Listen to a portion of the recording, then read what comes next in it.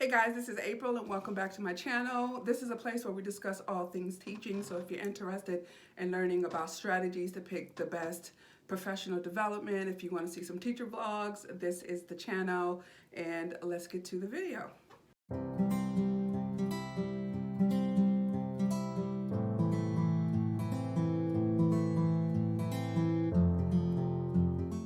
So this is a very impromptu video, meaning I was literally laying in my bed on my phone, just doing what I normally do, which is scroll on YouTube and all the other stuff. And I started to reflect on my day. Today I had work in my office this morning, and then from 2 to 5 I had to go and distribute Chromebooks. So me and a whole I'm gonna say about 5-6 other people from the district, along with workers from the school, like teachers, assistant principals. We organized a drive for parents to come through and pick up Chromebooks for their students, because we are starting the year what we call NTI in Kentucky, or basically online teaching, at least for the first week of school, at least for the first weeks of school, but I think everyone is in denial. I don't think we're going back this semester at all.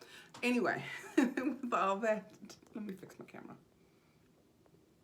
Okay. With all that to the side, I was reflecting about COVID and education, and I just want to tell you just a few things that I think have been positive to education since COVID has happened. Number one, technology in the hands of kids.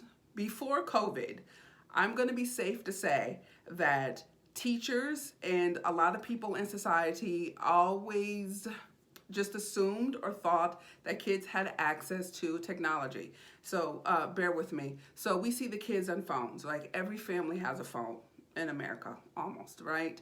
A vast majority of families have phones.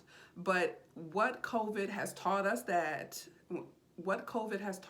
when I say us, I mean educators, that we may not have known or acknowledged in the past, is that all technology is not equal. I quickly learned that my daughter trying to do homework assignments on a cell phone is not equivalent to her doing it on an iPad, which is still not equivalent to her doing it with a computer, a laptop computer or a Chromebook or a home computer.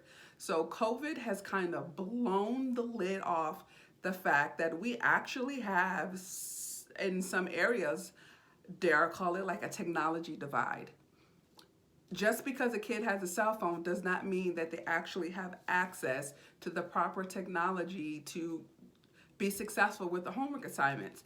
But do you have access to the websites that you have to go to? Do you have the Wi-Fi? Our district has been fortunate enough to use some of the money from the CARES Act and a lot of donations to give Chromebooks to families so that they could be at least prepared, at least have the technology to do the homework. Second thing that education has benefited from due to COVID is, I think more people are acknowledging, I use that word a lot because some people know things, but it's different when people outwardly acknowledge that there is an academic gap. In the conversations with COVID, at least in my school district and in a lot of Facebook groups, it's always talking about the academic gap. We've heard it before, obviously in education, but outside of education, everyone knows there's an academic gap, but I don't think the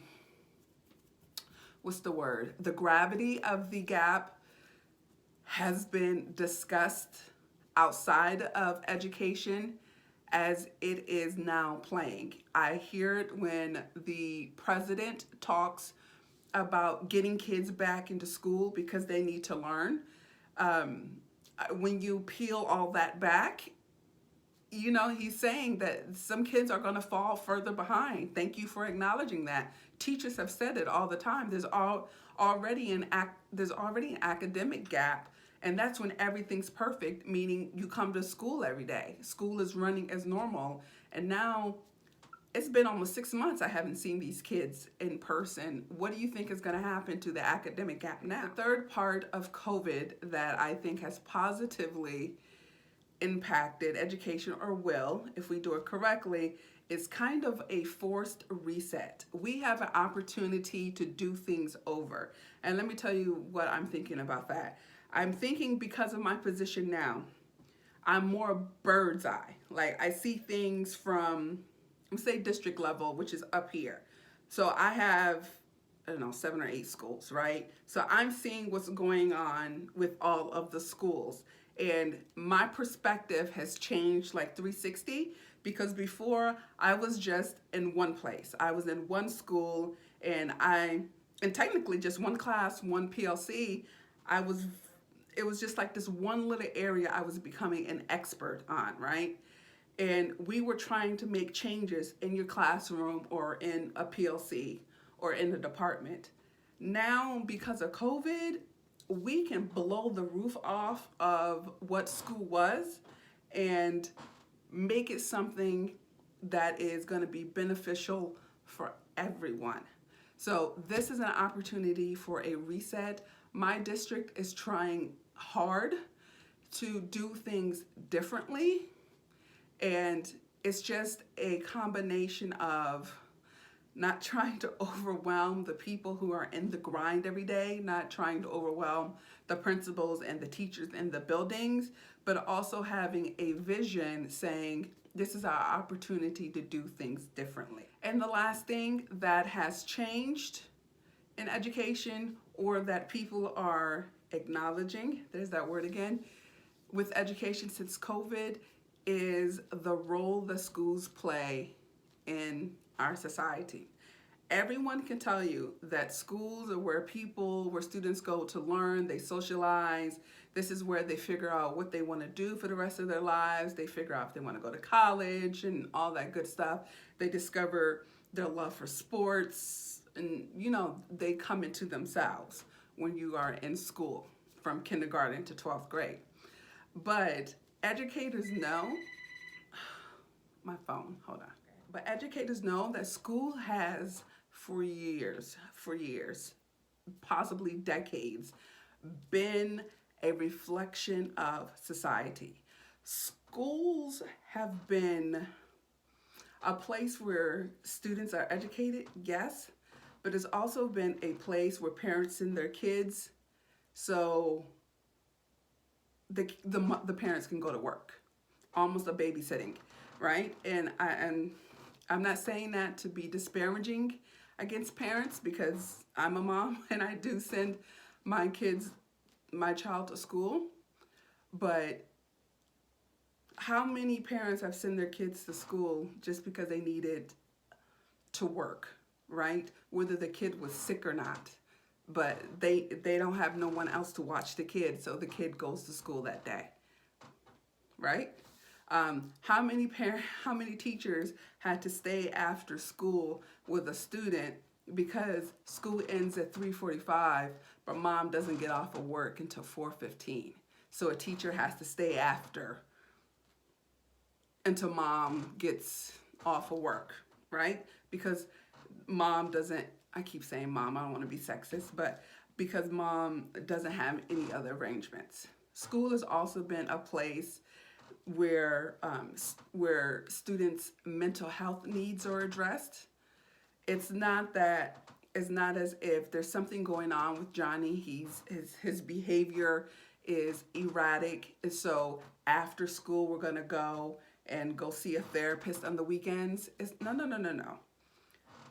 Parents know that there are issues, so the school addresses it.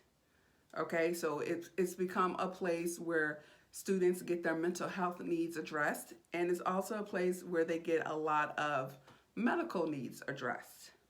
Their dental and vision and all that good stuff. So what I'm saying is, when I hear the conversation about let's get the kids back to school, it's not completely let's get the kids back to school because they need to learn. The conversation is, let's get the kids back to school because I have to work. Let's get the kids back to school because this is where they eat their meals. Let's get the kids back to school because they need to see an occupational therapist, or they need to see a physical therapist, or they need their mental health check or whatever. So if anything, COVID has kind of blown that lid off too. Educators, we know it.